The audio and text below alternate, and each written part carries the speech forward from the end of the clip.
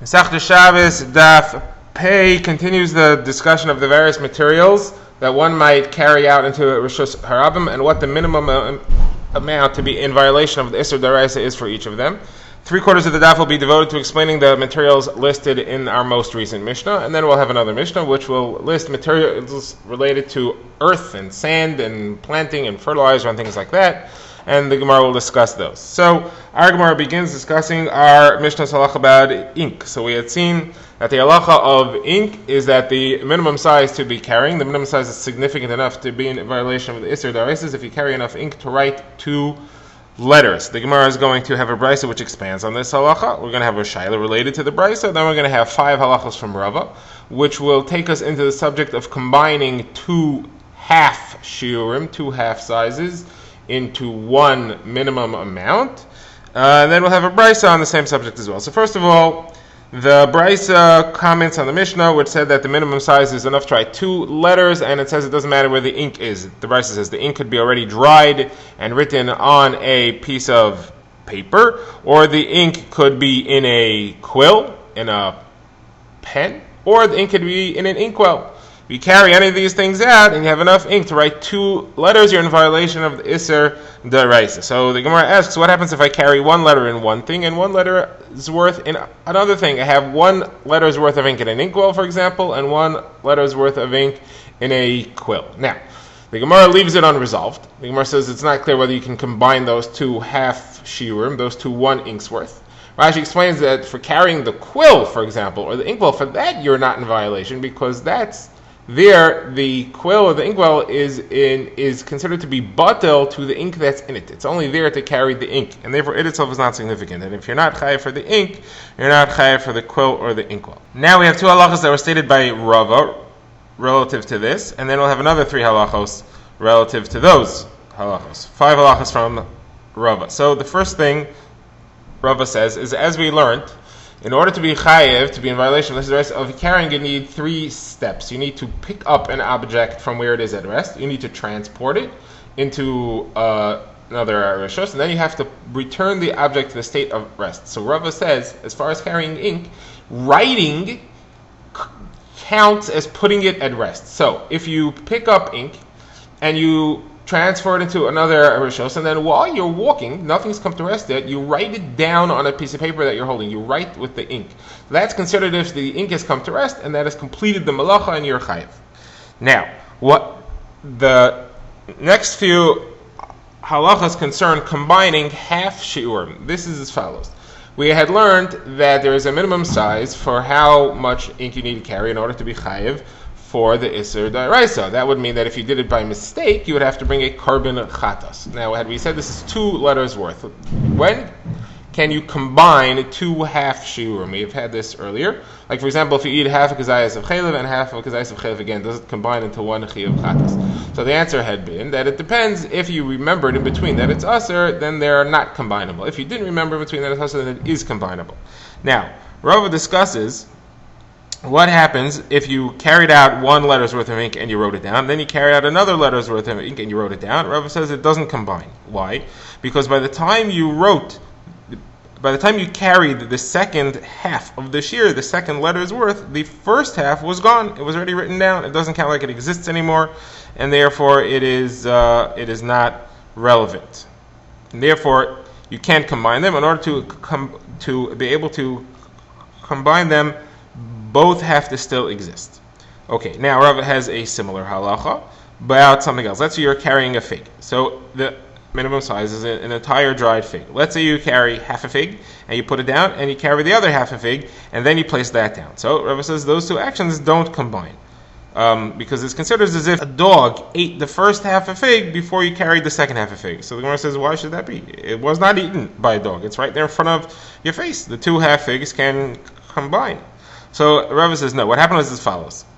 The explanation of what Rava meant is as follows. You carried half a fig, you put it down, then you carried the next half a fig, and before you put the second half a fig down, you picked up again the first half a fig.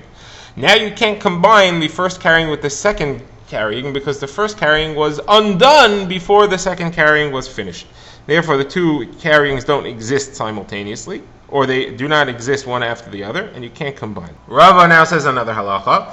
It says if you carried half a fig and you placed it down, so that's complete. Then you carried another half a fig and you never placed it down, but you passed over the first half a fig. So then you have two complete actions and it combines and you're chayav chatas. So the Gemara says, how could that be? You can't be chayav for the second half, for the second action, if it never stopped. You never placed it down. So the Gemara says, Rava holds of the opinion that says that if you carry something within 3 tefachim of the ground, we view it as if it stopped and it landed there, and therefore it's complete action. The Gemara says, hold on a second. But Rava understands that opinion is only referring to once the object eventually stops somewhere.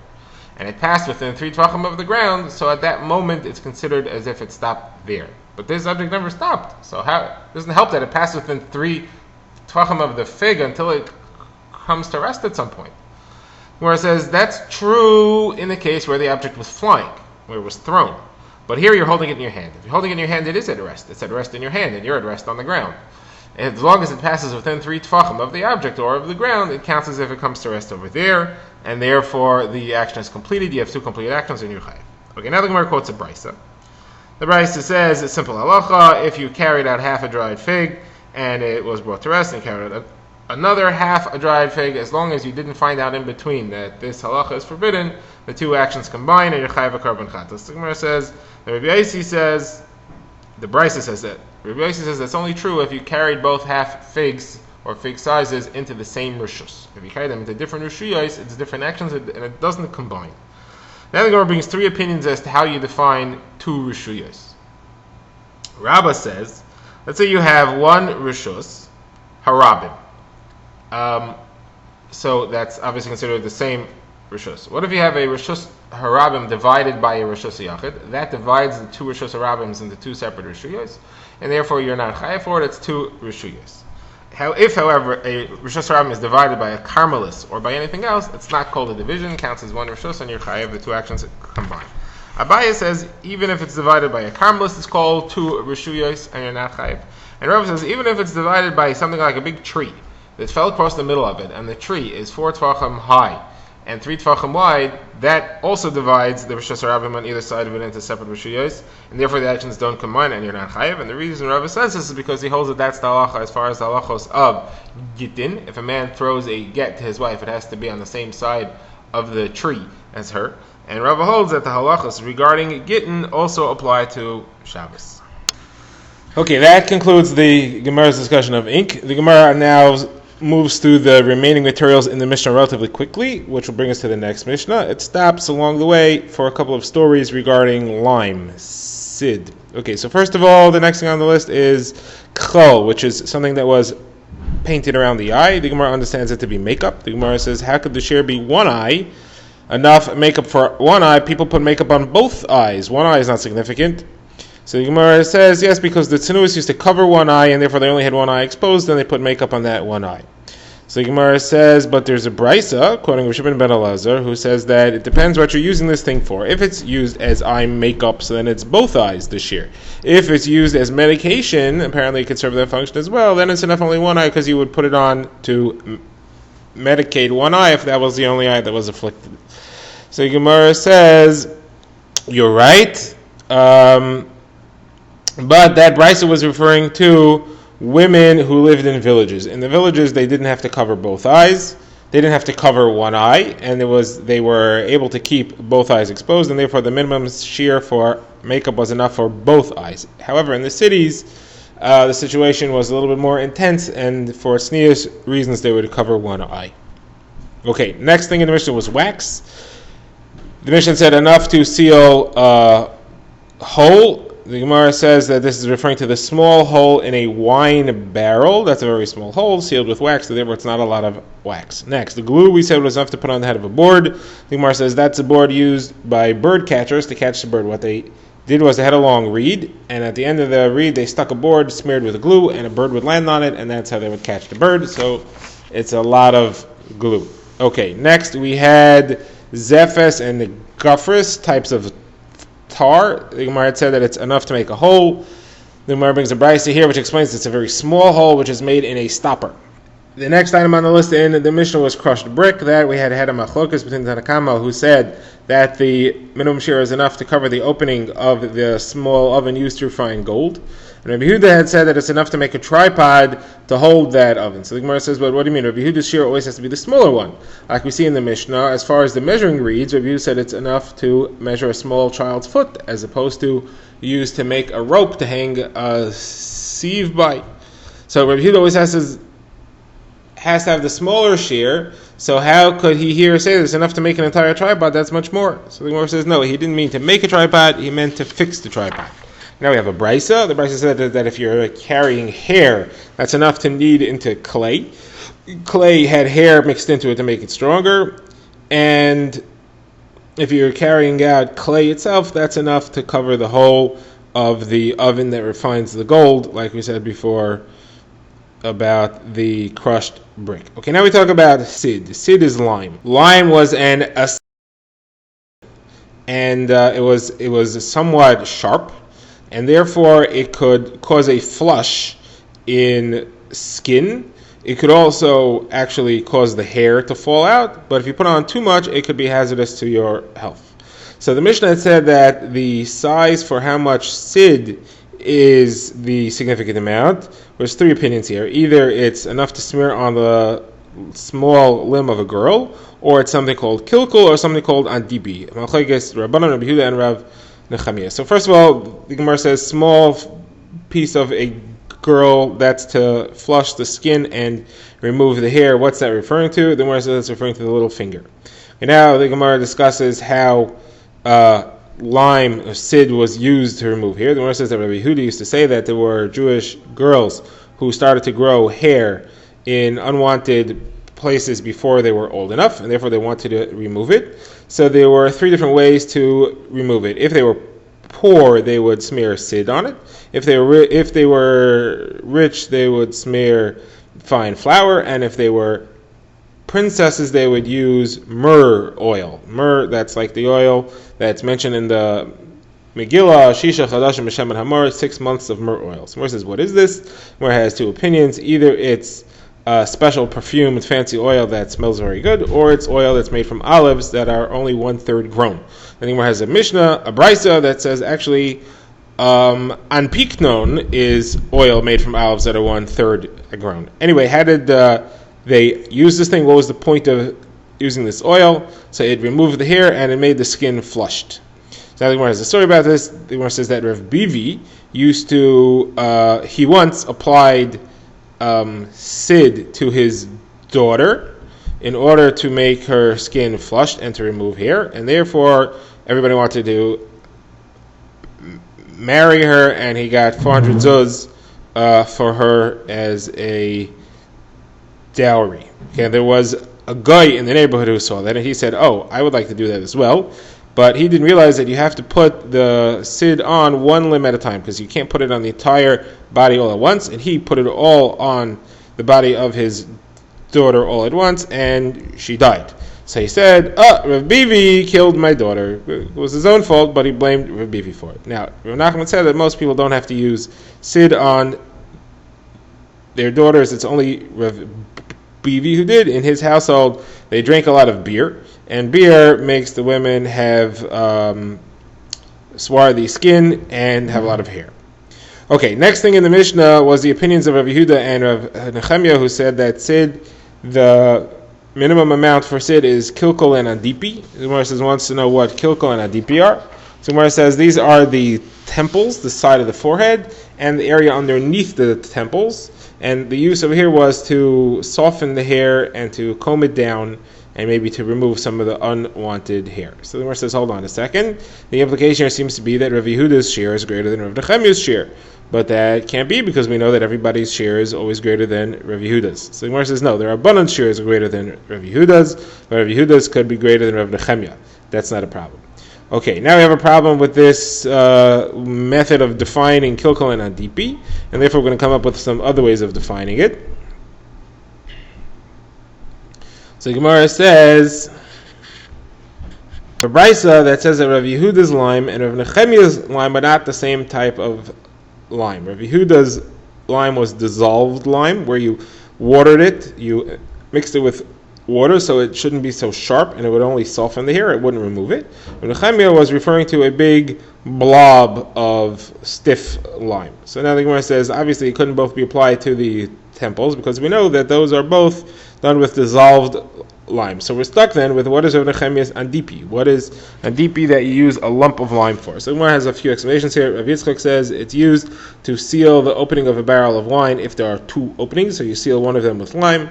Rav Kahana says they can't be because that'll ruin the wine. So Rav Kahana says this is when you have a measuring cup and you want to be able to see the markings clearly, so you rub lime on it.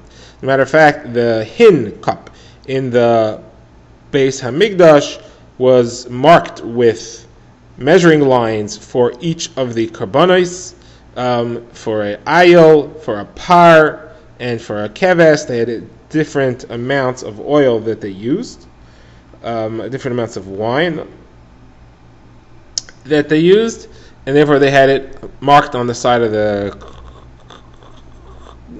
cup, and those things were called andipi. Okay, now the Gemara says another pshat. What's andipa? Andipa is the forehead. And I'll show you an incident where the word andipa applies to the forehead. The Gemara says that there was a Talmud Chacham who came from the Galil to Bavel, and they asked him to give a shir on Ma'aseh Merkava, Yecheskel's vision of the heavenly proceedings.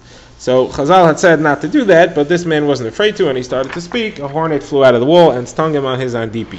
So andipi there must mean the forehead, and because he had stung him right on the forehead, he died, and that was the end of the shir.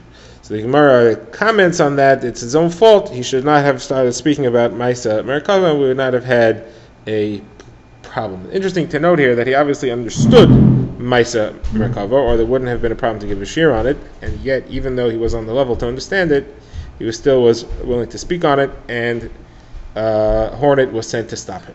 And now we get the next Mishnah, which lists various materials that are related to earth, and the Gemara will explain several of them, not all of them. So the Mishnah says as follows: Adama. Adama is a type of clay which was used to seal things.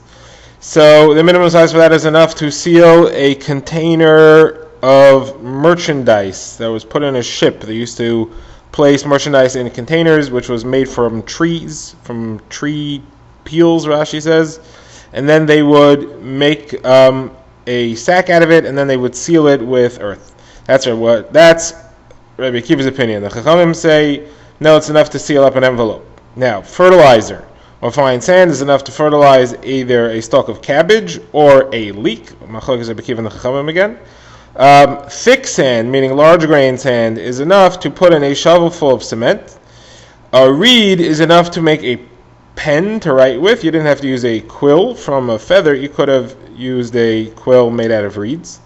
Now, if it wasn't usable as a pen because it was too thick or was too cracked, so then you could use it as firewood, and then it would have to be enough reed to be able to burn a fire long enough to cook the easiest egg to cook. That's already been beaten and put in a pot. Okay, now the Gemara will discuss these things. Not all of them, but just some of them. First of all, we discussed sand, thick sand in a shovelful of cement. So the Gemara says that's enough sand. That means enough sand that you would normally mix into a shovelful of cement. Not a shovelful of sand, but sand you would put in a shovelful of cement. This is cement that you're going to use to plaster a wall. So Gemara says, who's the Tana that says that you usually put sand into your cement?